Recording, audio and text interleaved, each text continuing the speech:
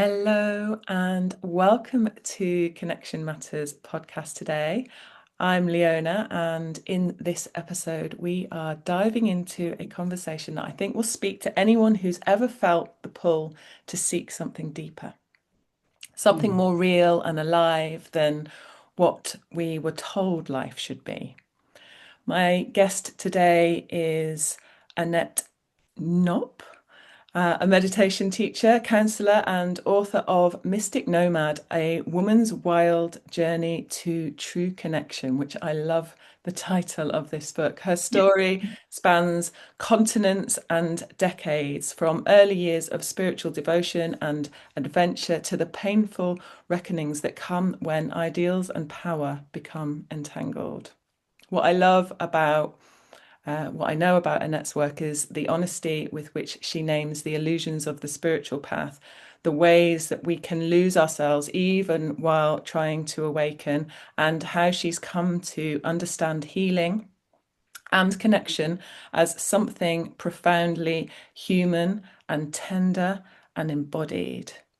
Mm. Before we dive in, I also want to mention that I've got a free live masterclass coming up called Designing a Life Aligned with Your True North. And this is a chance for us to be together in person, a chance to pause, a chance to reflect and explore what alignment and purpose look like in your own life now.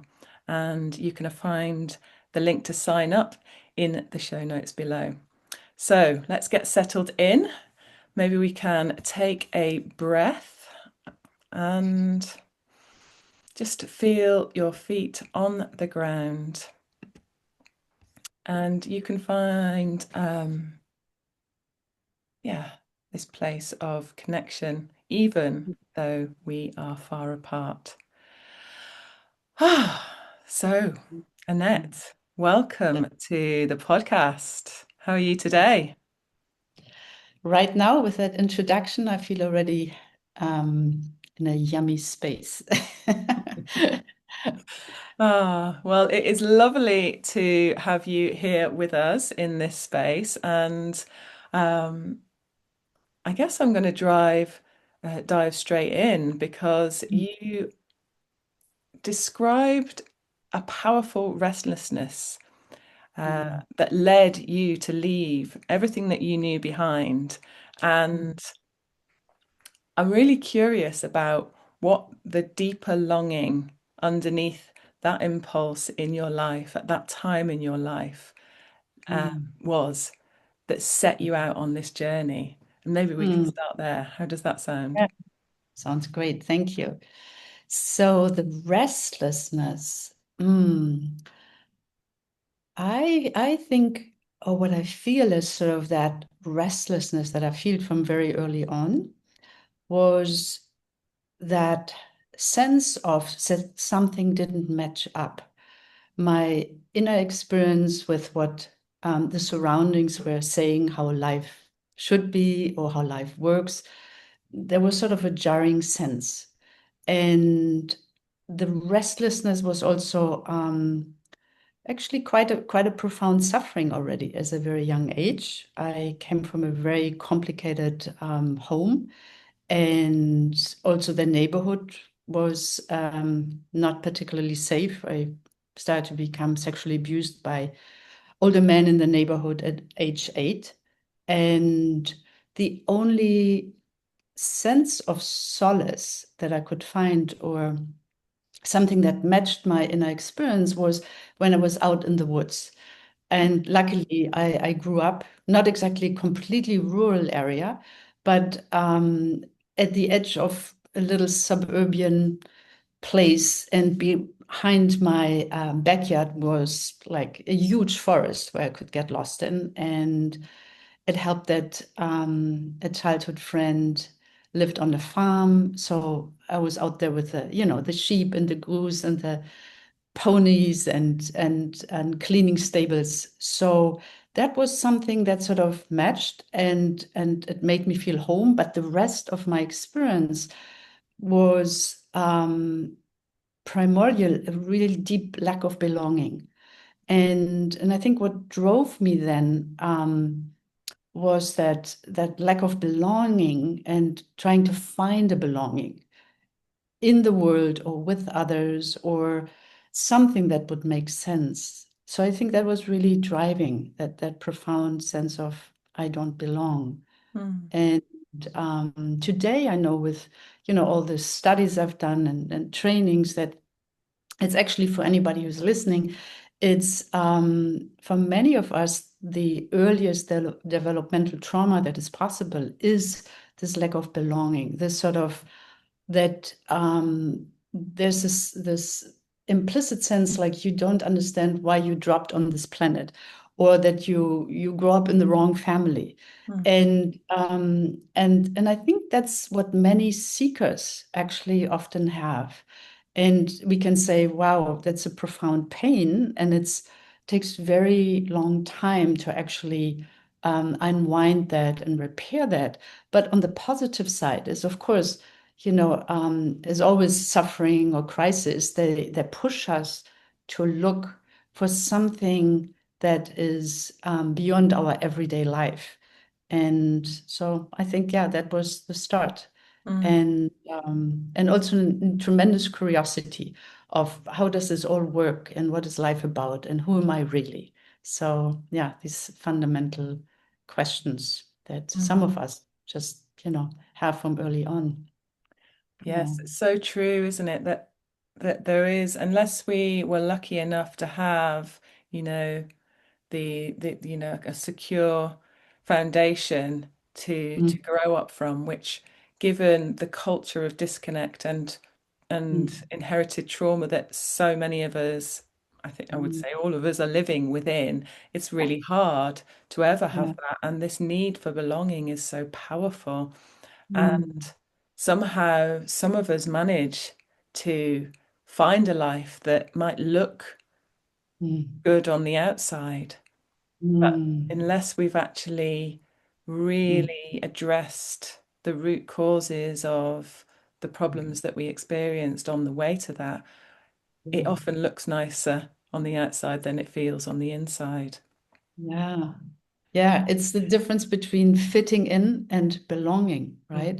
And I think so often, I think we all know that, those moments in life or periods in life where we maybe try to fit in, mhm, because that pain of I don't belong is so profound. And I think some of us never actually find the difference between what is true belonging and the fitting in. Oh, I'm ticking off all the boxes. I have this and I have that and I have that title and I live in this neighborhood, so I belong. But and then sort of we plaster it over, right, with so many things, substances and extra activities and busyness, so we don't have to feel that pain of separation mhm, deep within us. mm, Yeah. mm. So you found yourself in a life in Spain, if I'm right, and married and in a world where it looked like you had that life, but something drove you Mm, at one point mm, to leave all of that behind and then go mm. on this quest of life. What was it that Yeah. brought you to that? Well, I think before that, I was born in Germany. So I left when I was 21. I left behind that painful childhood home and the unsafe neighborhood.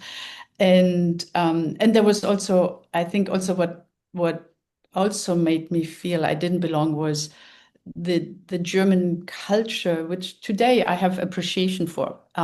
But the cerebralness, the duty, the productivity, and I had been enough in summer vacations to more Southern European parts where I felt like, oh, this is how I want to live when I grow up. Which is, we can say it's more heart-based, right? More celebratory. And so I left when I was 21 and I moved to Lanzarote, so anyone who's in Europe, like one of the Canary Islands. And I stayed basically 9 years in Spain. Eventually, I I started to study. I realized I need actually some sort of career or professional foundation, and I became interpreter for law and economy, and I thought, oh, that's the right choice because it gives me freedom. And then I had this pretty lovely relationship, you could say, from the outside with a Spanish man. And he kept proposing and proposing. And when will we have children? And inside it was just like, oh my God, no, this is like, I'm still hurting. There was still suffering. And I actually had severe depression. And I was trying to cover it over with doing all the right things. And so then it finally broke. And this is when at 29, which is for the astrologers here, the Saturn return, those year or 2 year periods in your life where we feel really, where are the shoes too small, or this doesn't feel right. And we tend to often undergo drastic changes. Some people leave everything, they realize, oh my God, I'm a lawyer, but I'm actually an artist at heart. Some people have their first children, some people have their first divorce.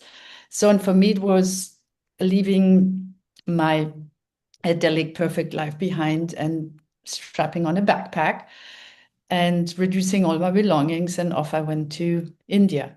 And yeah, and the sense was, yeah, this is all good from the outside, but it's inside again. It doesn't, I'm not happy. I feel I don't belong. Yeah. There is so much I resonate with in your story so far because I had the question growing up, there's got to be more to life. There's got to be more to life. This was like a kind of something that was within me and this feeling that I didn't fit in, but I was doing all of the right things. And then I got to age 29 and I also went away to India. My dad was just, I remember my dad said to me, why would you go away alone at this age? Most people have got this out of their systems by now. And and I went away and then I came back and then I made the big decision. I'd been in Manchester for most of my adult life until that point, and I made the decision I was going to leave because I needed something to change. What actually happened was that I then found the partner, the father of my children, and I ended up staying for the next. But I knew that I either needed a really good reason to stay that was going to create a shift in my role as a human being, or I needed to get to leave. And so it's really interesting that that we share those kind of time frames and that longing Yeah. for belonging. But Yeah. it was the point at which I really truly started seeking beyond what I already knew because my children were the motivation for that. But I know Yeah. that you traveled to many different places and Mm. explored different traditions, different teachers. What did Mm. you learn about the difference in those journeys between genuine spiritual guidance and the traps that can appear along the way whenever we take ourselves into that world of Mm. seeking and exploring? Right. I think for many of us, um, I just lump us all together as modern Westerners, let's say like this. Most of us have grown up in nuclear families, have been educated in mostly left brain dominated education systems. We all live more or less in a paradigm, in a culture that is sort of very Newtonian. It's sort of, the mechanistical universe. Mm, Um, and I'm saying this because that often is already the root cause of why we don't feel a belonging. We get so trained into this thought-based knowing and understanding life through conceptual terms, whether, experiential knowing and and together with, that there is not much value giving to our innate worth. It's more like, no, you have to become somebody. You have to do A, B, C in order to be complete, or you have to have X, Y, Z and that means happiness, right? Mhm. So all of that is creates, I think, in modern Westerners, a particular emotional wounding and makeup that many other cultures don't share with us. And I'm not sort of making other cultures better, but like more earth-based traditions, right? Or if we look at the East, there's more often not so much an individualistic outlook on life. It's much more community-based. So there is a different type of fundamental belonging to the whole that they have more than what, the modern industrialized Western culture has sort of bred in us. So, and when we have that, um, we have we relate to um, what often in the Eastern wisdom tradition is sort of like a more um, traditional uh, guru role, right? Like there's the teacher who has all the answers. There's this authority who has reached some type of state. And here we come with our particular wounding of not belonging. And together with what that creates also in the relationship as we grow up as kids of looking still for the perfect mother or the perfect father figure. So we relate to the guru very different than maybe a Tibetan or an Indian would do. And I think there's sort of an unhealthy setup from the start where we in our need for healing, in our need for easing the pain inside, we often, as Westerners, relate then to that authority figure as the one who can fix it all. Mhm. And and I think that's something that is a big trap for Westerners. So if I would say what is a good criteria to look out for is that whoever that teacher is, however you want to call it, the guide, the teacher, whether it's the shaman, whether it's the Tibetan Rinpoche, whether it's the mindfulness teacher, is that is the setup, is the group reflecting sort of in a certain way more contemporary, you could even say more democratic, non-hierarchical sort of container, and we are all human beings. And of course, there's still somebody, wow, this person has traveled further along the map, right? Has more mileage under the hood. And we all know what that means. It's the same like if you have a particular skill and you have been using that for 10 years, of course you have more expertise. Of course, you have probably something to share to someone who's an apprentice. But it doesn't make this other person more worthy than yourself. And I think that deep sense of worthlessness that many of us have in the West, which we try to fill with all the externals, that is, creating often a very unhealthy setup. So this is one of the traps, I would say. And the second one is when there is when the body is not included. So if we just take the practice of meditation, and let's take even mindfulness that has become so pretty much mainstream and is an incredible, powerful teaching, of course. But it often is also just used as it has been instrumentalized. Do mindfulness so you sleep better. Do mindfulness so you can be more productive. Do mindfulness so A, B, C, D, right?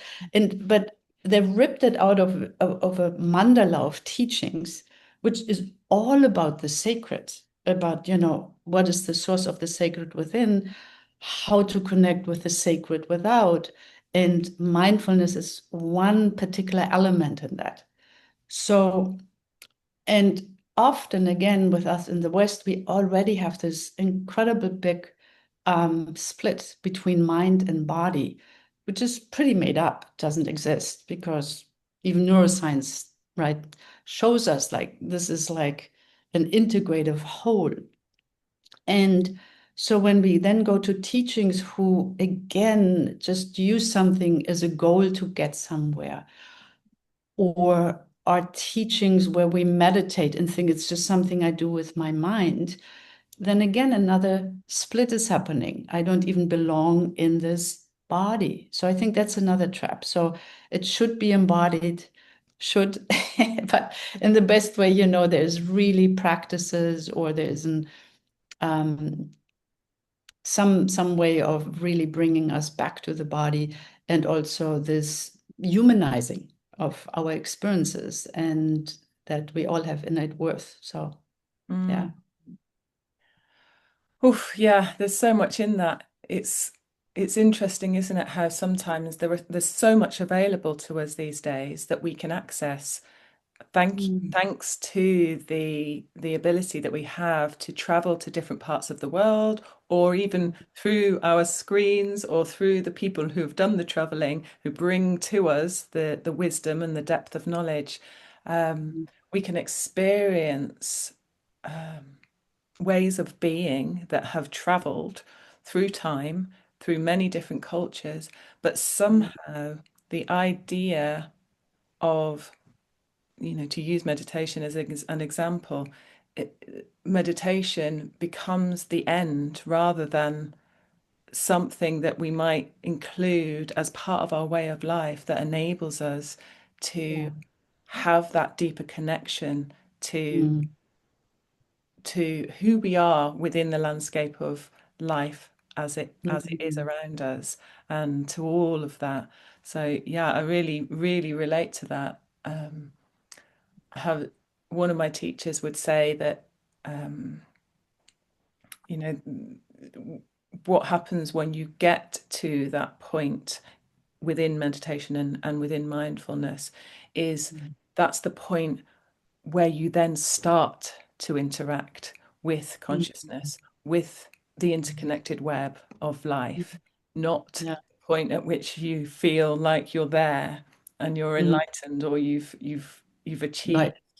full Yeah. presence, and that's the goal. It's Yeah. really there. From there, how can I then listen to what wants to come through me? What is my gift? What am I here to do? Mm. And that happens Beautiful. over and again. Yeah. Yeah. Yeah. Yeah. Yeah, that correlates very much with my teachers and how I feel it today. And there's a really beautiful um, explanation, I think, what we are talking about in the Tibetan language. The one term for meditation is gom, and what it means is familiarizing. So meditation is actually about, so the formal practice is all about familiarizing us with the innate state of meditation that is already there. And so the ground of being. And of course we forget it. It's so subtle, we overlook it. It's so simple, it can't be that, says the ego. And obviously, as we know, it takes practice to chip away at all the ways of how we have twisted ourselves away from this open ground that's always here. And yeah, so maybe I just stopped there. Mm. Yeah, no, it's yeah, it's Mm. beautiful. But I'm interested in your journey, because what I believe your journey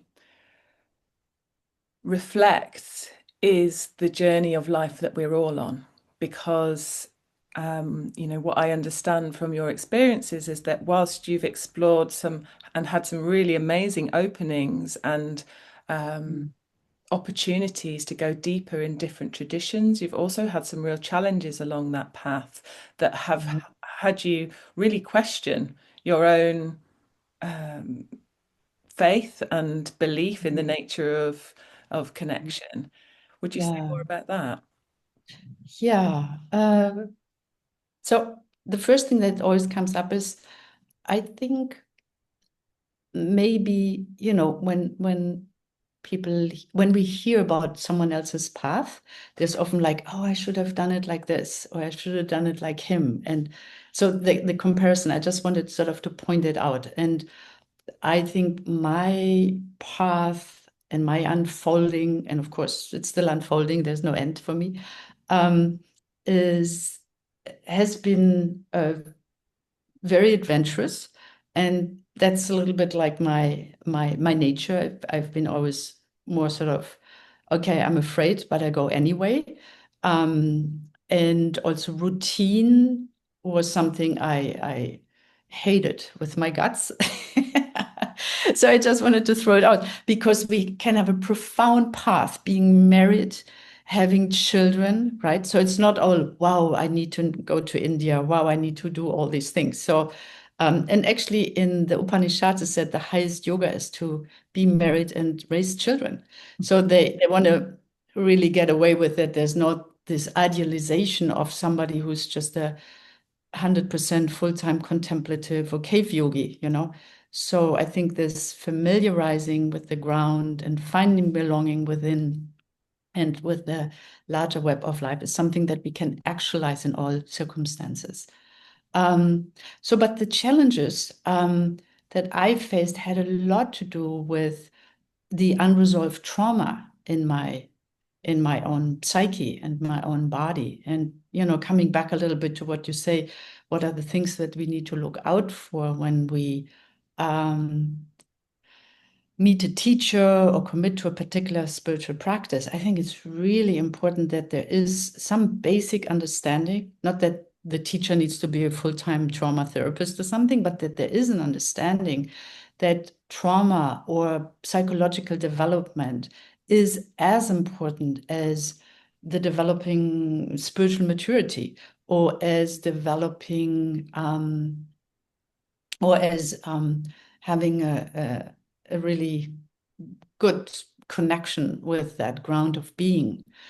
Because if we don't have that, if we don't work on both strands, there is eventually a spiritual bypassing, right?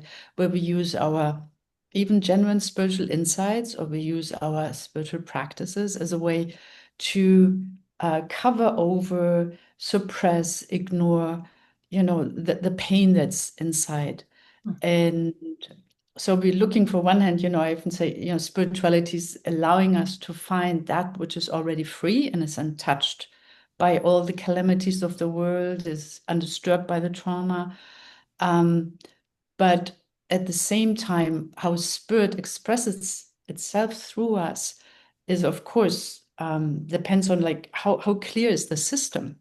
And I'm not setting up a perfect standard here or something, you know, but my own experiences of having severe attachment trauma um, mm, led to that I still very much needed validation from the outside. And so no matter how deep my spiritual openings was, no matter how profound and real it all was, in my everyday life, I still related to people from a very fragmented sense of self. And that led me to trust, you know, one teacher who is not trustworthy. And I got sexually assaulted on a silent retreat. And I think it only was possible because I didn't trust enough my own knowing. I still sort of, you know, put my authority outside of myself, even with all the experiences I had that would have not been necessary at all. But there's the habit. There's a, you know, there's these implicit habits that we tend to have. And this is where I think whether we call it deep trauma work or psychological work, or whether we look at, you know, through different lenses, you know, we need to do this cleaning up a little bit. Mhm. Yeah. Yeah. Mm. Yeah, it's so true because it doesn't matter how far we move through life, if we Mhm. enter into a new relationship with another, 9 times out of 10, you're going to see and witness the same patterns arising if Yeah. they've not been processed or acknowledged or worked with in a good way. Yeah. So how Yeah. does one do that?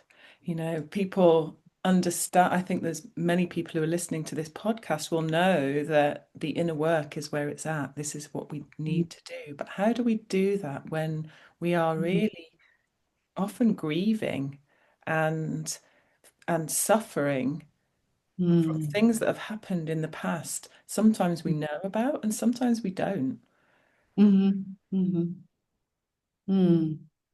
Well, I think first, just even to have the understanding that we need both, that sort of, yeah, and we could even say, even the Buddha, I don't quote the Buddha much, but anyway, he said the whole spiritual path is about relief of suffering.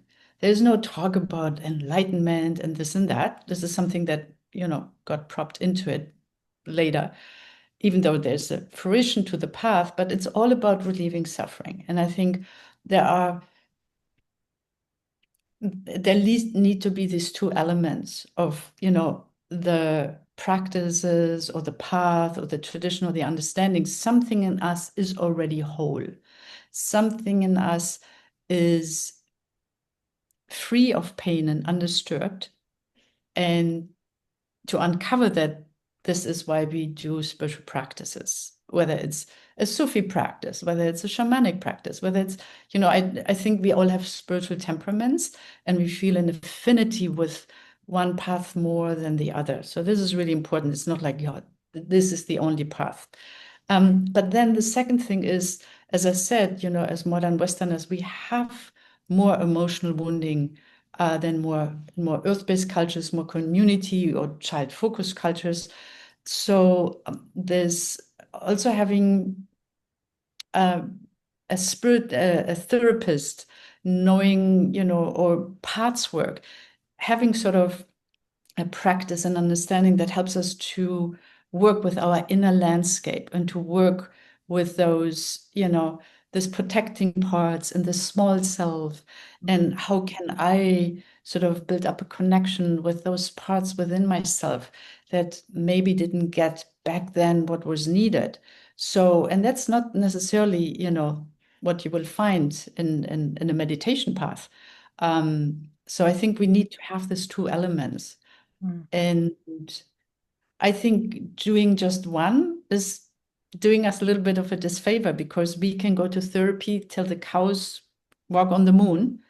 Um, and if there's not that inclusion of that transcendent dimension, Mhm. then we keep sort of washing the dirty laundry over and over again, but we never really get into that felt sense of, oh my God, here it is. Here is that peace, or here's that freedom, or whatever qualifier you wanna give it. Yeah. Mhm. Yes, Mm. I absolutely agree with this because I think so many of us, we might have glimpses of or of a Mm. vision of what we would love to experience, but we get Mm. held back by limiting beliefs or Mm. wounds or things that we carry with us.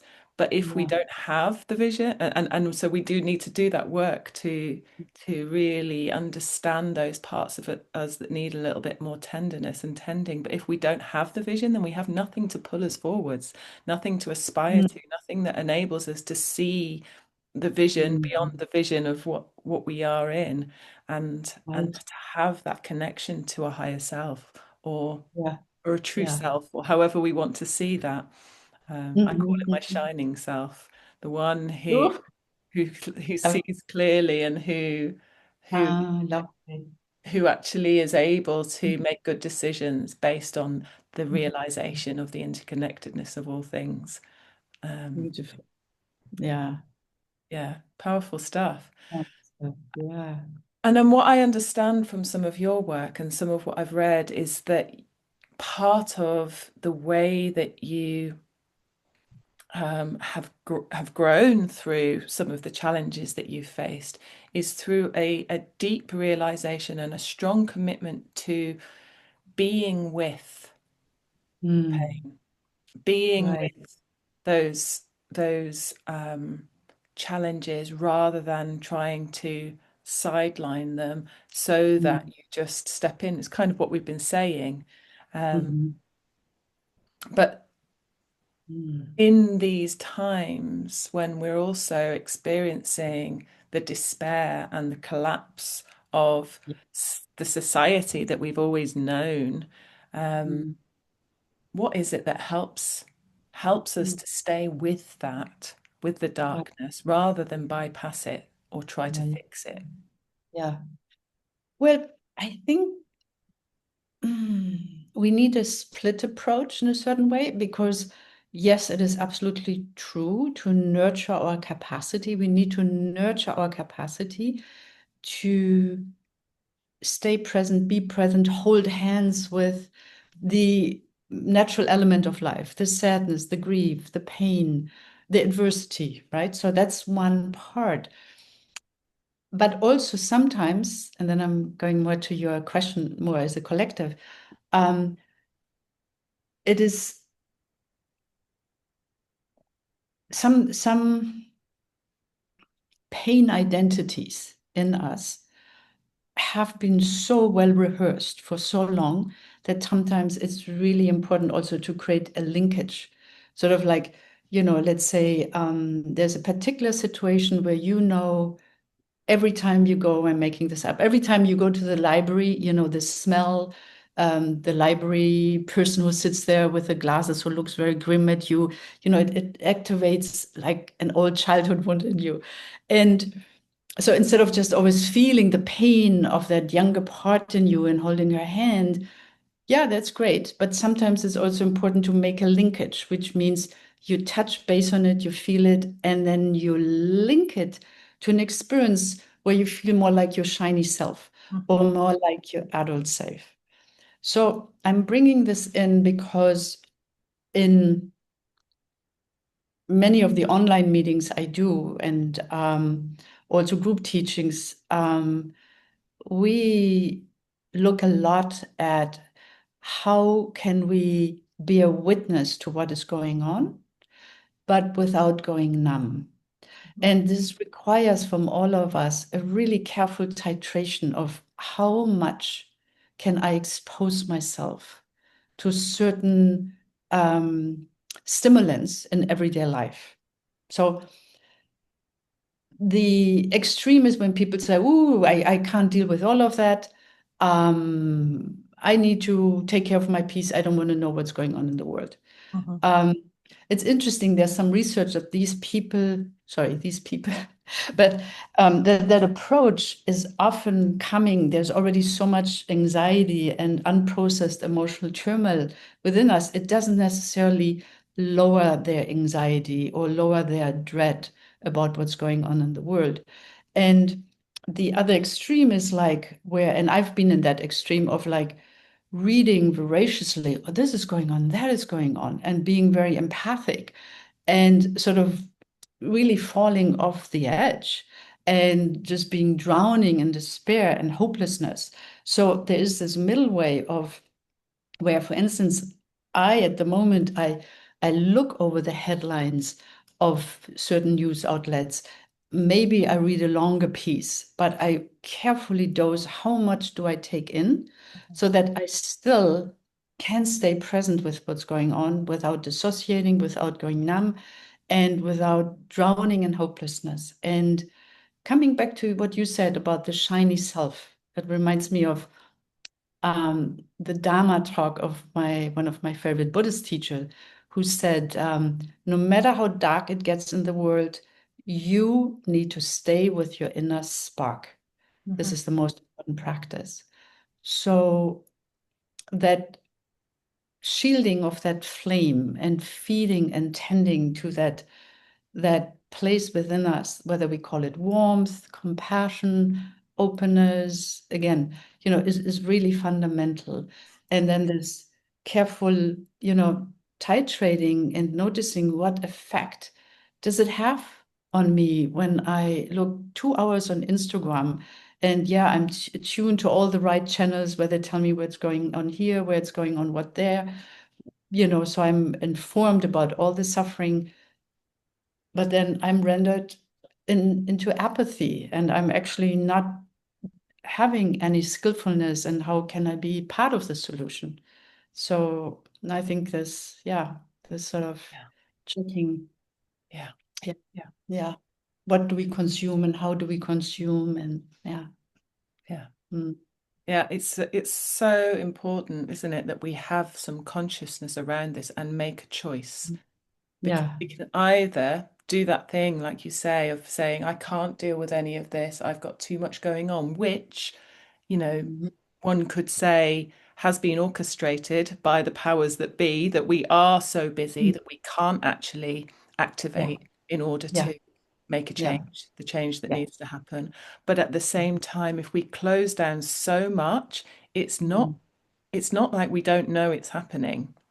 yeah, And therefore, it's kind of dragging us into the shadows rather than when we can mm, actually turn towards it just a little and yeah, hold some of it and give a boundaried amount of time to be able mm, to say, and whether that's a little bit a few times a week, or whether we actually, really allow ourselves to be with the grief or the challenge or the fear, or to do some research, but we do that with choice and consciousness, knowing that if we fall into it, we will be dragged under, and that's when we get to the point where we say, I can't do this anymore.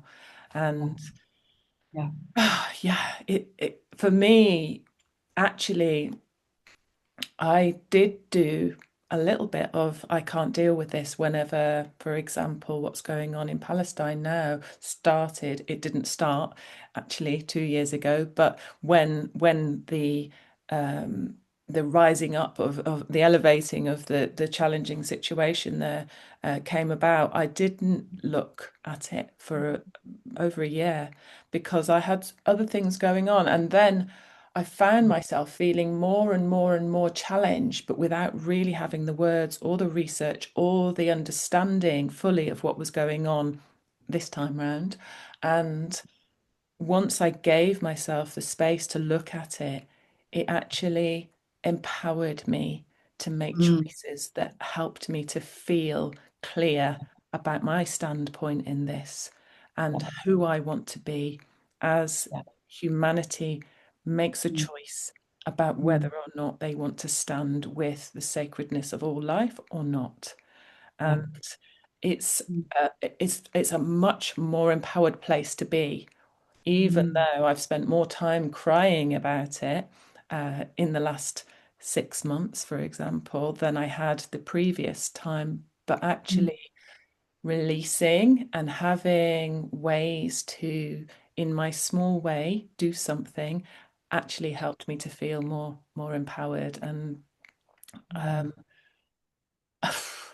and it's hard, isn't it? There's so many things, causes and reasons to be fearful right now, but actually, uh, in many ways, all the things that we're talking about are more important than ever. mhm, exactly. Yeah. It's funny when you spoke, I relate very much to what you said. This, what you said, empowered, feeling empowered is really important. I work with the Human Rights Foundation, which is a big nonprofit that supports human rights activists, LGBTQ in the Middle East, or uh, Tibetans in diaspora, climate change activists. So it's all human rights, climate change activism. And people are really in the trenches on the front lines. Some of them have been imprisoned and tortured and live now in exile. Some of them live undercover, very, very dangerous lives. And one piece there is this that first of all, what's really remarkable about, and this is why I'm feeling very drawn to support them and to volunteer, is that they don't give up hope. Mm. And it's quite stunning to me. And of course, they have lapses, and some burnout. So this is where I'm coming in and helping them to practice tools so that the burnout doesn't happen. But this they don't have they don't even have a relative sense of safety most of the time. Even when they're in living in exile, they often have Chinese agents following them. Or, I was in touch recently with a Nicaraguan dissident, and some spies or agents came over. Nicaragua is a dictator for anybody who doesn't know. They came over the green border into Costa Rica and they shot two movement members in the daylight. So this person who survived, she doesn't feel safe, but she does feel empowered to do something. She's not giving up her cause. So, however we can stay or nurture that sense of engagement or that sense of staying resourced in the midst of what's going on, that is sort of key. And it's totally fine to say right now, to compartmentalize. Right now, the most important thing is to nurture that connection within, to be kind to my neighbors, to not be completely dysregulated as I'm around my kids, and to do, local work, right? To feed the community from a resourced place. We can't save the entire world. So I think it's totally fine to say, wow, I know what's going on in Gaza, and I need to time out because I am needed right now here, and here's where I do think. And that's also sort of like a bit of a humility I think we all need to develop. It's like we can't save the entire world, but we can choose where we actually can be active and can be contributing to the repair of the world, and still feel interconnected with all that's going on. Hmm. Yeah. Hmm. Yeah, Mm. I think what you spoke of about the young woman who feels afraid but empowered is Mm. is purpose and Yeah. meaning. Yeah, that Yes. when we find that connection to something that is um, greater than ourselves, greater than just keeping ourselves safe, Yes. which Yeah. we are driven to do. We do need to do. We do need to pay attention to how safe we are. But I think we've got so attached to our comfort that Yeah. we've kind of sleepwalked into a very dangerous culture. Mhm. In the West, and what we see next will determine the future of humanity, as far as I'm concerned. Um, Mhm. but but actually we can find purpose through these global challenges, or we can find purpose through, like you say, working and being with our communities, with our families. And it is enough, as you say, to raise children and be in um, in connection to how we're doing that, and doing that with consciousness, but having some sort of connection to that greater sense of I'm here to do something, and my life Mhm. is just a piece of this bigger picture. I think is so powerful and important. Yeah. I'm sorry, my dog is sort of like banging against the window. Then come here. If you hear the background noise. Um, I think, the purpose piece is really, really important. And I was always somebody who was a little allergic to it. But I've completely revised my understanding of it because I think for a long time I didn't feel a purpose. I didn't feel belonging. I didn't feel a purpose. Um, and but today, how I see it, and I was very impacted by a short TED talk I watched, one of those long flights, and and you can't sleep. So I watched the TED talk, and it was by this young Canadian woman. Her name is Emily Asfahani Smith.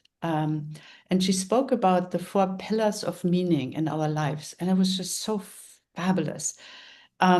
Because in the West, we always look for happiness, right? And how can I be happy? And this is what you need to be happy. But she said, forget happiness. Happiness is, temporary, fleeting moments. What really is important to see what are the four pillars. that help us to live a meaningful life. And I think that's really great because first of all, we have more tolerance for problems, for challenges, Mhm. right? That usually don't fit. No, this is too challenging. This doesn't make me happy. But the four pillars were, the first one was belonging. The Mhm. second one was purpose. So, Mhm. why do we feel, what are our values? What are our gifts? How can we contribute? And the third one was transcendence. So that shiny self Mhm. or the open ground of being, however we want to label that. And the fourth was our narrative, the narrative of self. So what am I telling myself about when things don't work out? What stories does my mind get entangled with when I feel pain? So these four elements are really they made very profound sense to me, Mhm. and I think it's a great framework to look at one's life. Yeah. Mhm. Yes, I love it. I love it. And I'm just thinking about your book because the subtitle of your book is A Woman's Wild Journey to True Connection. Mm.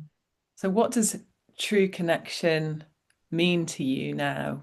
If that was a narrative, if that was, part of the story that we tell ourselves, because I think part of the problem is we don't know what narrative to tell ourselves. But what does true connection mean to you in real kind of lived terms? Mhm. I think actually it for a long time I saw it only in the transcendent and my connection with the body. But I think these four pillars really cover that. So I do feel I belong at last. I really do feel I belong on this earth. I belong in the circumstances of my life. I belong where I live, which is something that was very elusive for a long, long time.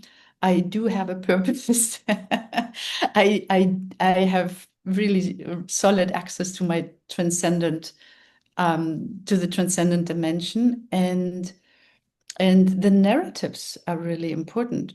So, and here maybe something for us as listener, for instance, like I suffered from depression for a very, very long time. It started in my teenage years, my 20s, my 30s.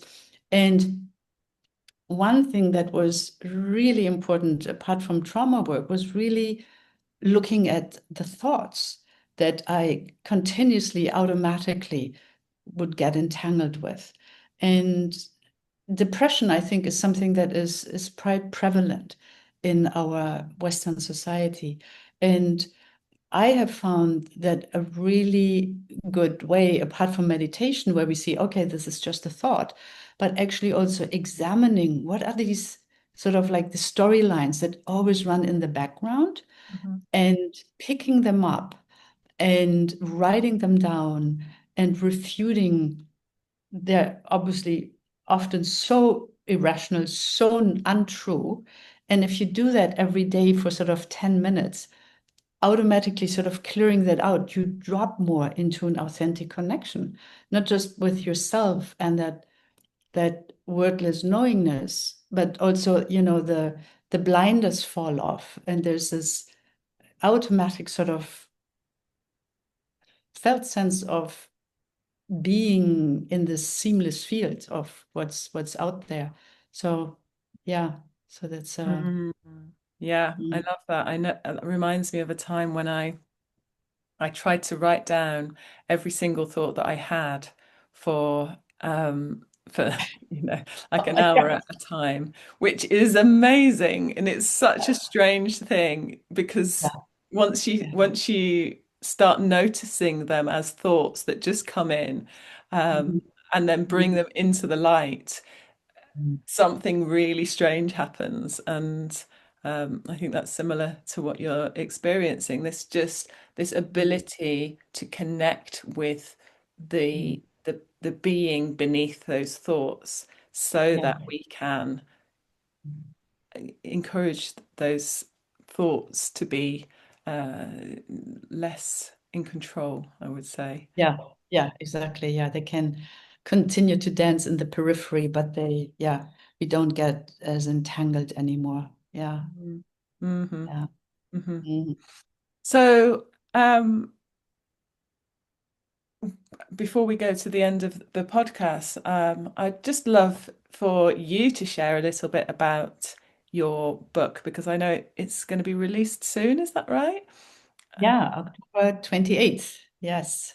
yeah. Yeah. And so, yeah, would you share what would someone experience reading this book, and Mhm. what is the kind of the core elements, and what would you love somebody to get out of it? Hmm. Hmm. I think it will explain a lot if I share how it came into being, because I set out, I wanted to write just a manual for my clients. Like, okay, these are, these inquiries, these are the practices, these are, the tools, and so on and so forth. And I started doing it. And then I had the gracious insight of sharing it with an editor. And she looked at it and she's like, do me a favor, just write something more personal. And I was, personal? This is not about me. Long story short, I started to write a personal anecdote from my quite adventurous life. And as I was starting to write it, my body lit up and I could feel sort of like a river opened, and it felt so natural and um, enlivening to write more personal. So I eventually realized, like, drop this manual. Like you become constipated when you just sit down and sort of become so conceptually. Um, but so I trusted the process. And at the beginning, it wasn't any more than this is then to be published. It was like, no, something wants to be put on paper or on the computer screen. And I gave myself over to the process. And I feel I was at the mercy of it because it was really wanted to come out. And what is really interesting, and I have this from a dear friend of mine, Mark Matusek, who teaches writing to awaken. He says, and he has published many books, he said, the more personal you write, the more universal it gets. And I think when we really write deeply from the raw and the vulnerable and the shitty, gritty, pardon my French, stuff that happens in our lives, we connect with a raw humanness that we all have.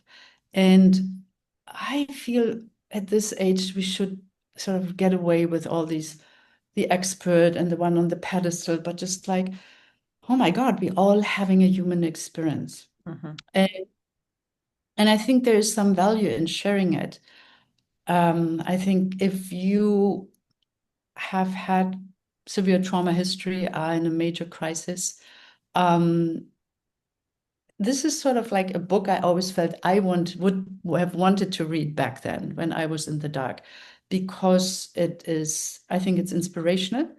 It normalizes pain, but also there are many teachings, and they're sort of the archetypal stages of our, you know, journey of individuation, as Jung would say. So there's, yeah, I think it's a lot in there. And some of my friends, but also people who read it said it's a page turner, so it won't be a hopefully it won't be a boring book. So I think you will find, yeah, maybe a good companion. Yeah. I'm excited to read it, and I feel really grateful that I've got a version of it now before it comes out. So I'll definitely be doing that after this podcast. Mhm. Um, so I guess my question to you now is, we've covered a lot. What Mhm. would you love people who are listening to know, based on your Mhm. experience of life, and either from the message that comes through in the book, or just generally, what haven't we covered, or what would you love people to know? Hmm. I think what I want people to know, that something then is already fundamentally okay. And that something, even as we speak and even as we hear the words, something inside of us is listening. And it's sort of like a very invisible, um, invisible presence, but that's what is already whole. And no matter how many mistakes we've made, no matter how we, have moments of deep despair, they're temporary. But underneath it all is this open ground that is fundamentally free and warm and loving of this human self. Yeah. Thank Mm. you so much. Is there anything that you would like people to know about any events or anything coming up, ways to connect with you? We will obviously share your details in the show notes. Thank you. Well, I offer free online meetings. So if you go to my website, AnnetteKnopp.com, there's a calendar or online meetings.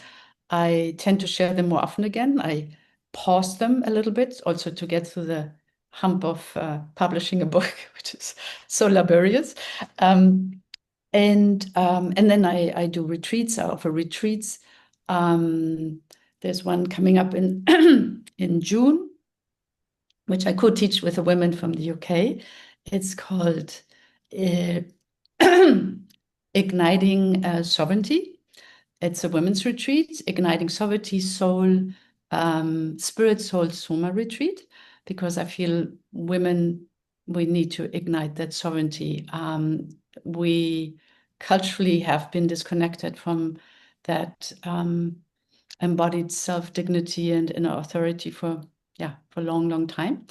And I do one in December, which is called Boundaries, Being and Belonging, together with a seasoned trauma therapist, where we highlight and do practices to really deepen our understanding of boundaries. What is our true belonging? How can we practice belonging also in everyday life? Not giving over always, and so on and so forth. And then, of course, beingness. So yeah, so these are things I share. Hmm. Wow, I would love to come to any of those. They sound fabulous. I Oh. would love to come to your North composting that you said at the beginning. I said, I'm sure there's something for me still to learn and to. Oh, thank you. Thank you. And thanks so much. That was a really lovely conversation. And I really resonate so much with the way that you speak. You speak beautifully. And I really appreciate the ground that we've covered in this conversation. Thank you. Thank you for having me and thank you for asking all these potent questions. Yeah. So, for all you listening at home, thank you so much for listening to this conversation. I really loved exploring what it means to walk a truly human path, one that doesn't try to escape the messiness of life, but instead finds sacred right there in the middle of it, where we are. If this conversation stirred something in you, if you're feeling the call to align your life more deeply with what's true and meaningful, then I'd love to invite you again to my live masterclass, Designing a Life Aligned with Your True North. And I really I'm holding these regularly now because I think it's a beautiful chance to take what we talk about here and begin applying it to our own journey of purpose and connection. You'll Mm. find all the details and the sign up link in the show notes below, as well as ways to connect with Annette.